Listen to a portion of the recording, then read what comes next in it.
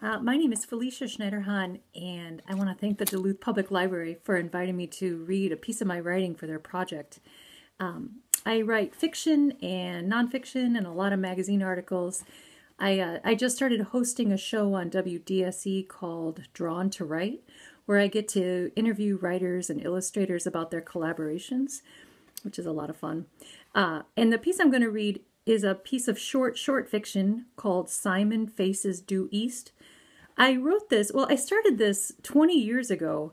I used to do a daily writing exercise I called the Endless Well, where I would just start something just to get going for the day. And then I was going through old files and found the beginning, and it was intriguing to me. And so I decided to continue on with it. So you never know what happens with a piece of writing that you start and just sort of dismiss. But it appeared in the Thunderbird Review. This is issue 7 from 2019. It's called Simon Faces Due East.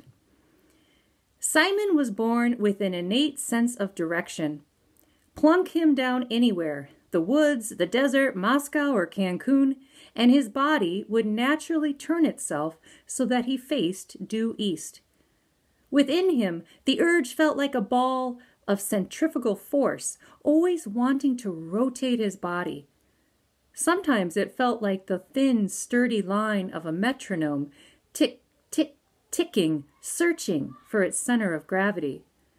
At other times, it felt like a drug addict's craving, or what he imagined to be a drug addict's craving, an empty hole where his diaphragm should be, pulling down further and further into one's belly until it found the very thing that could fill the gorge.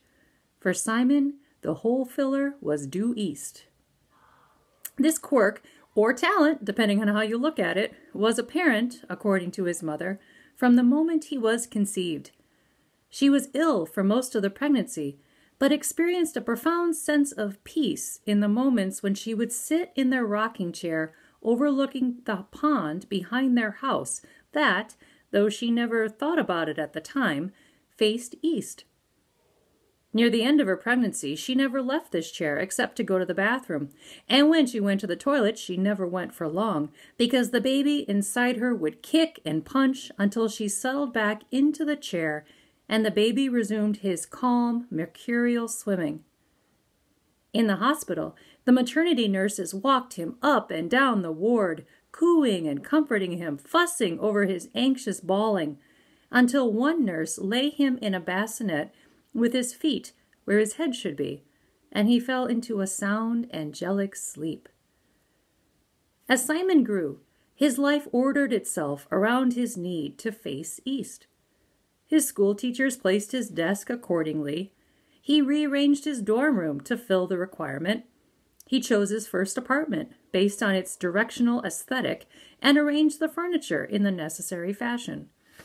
Friends who came over balked at his view of the elevated train, but it never bothered Simon. At work, his cubicle could be absolutely anywhere, including the cinder-blocked, windowless basement, as long as he sat facing east. Without facing east, he was overburdened, irritable, unable to focus. Turn him to the rising sun and the rising hunter, and his life aligned.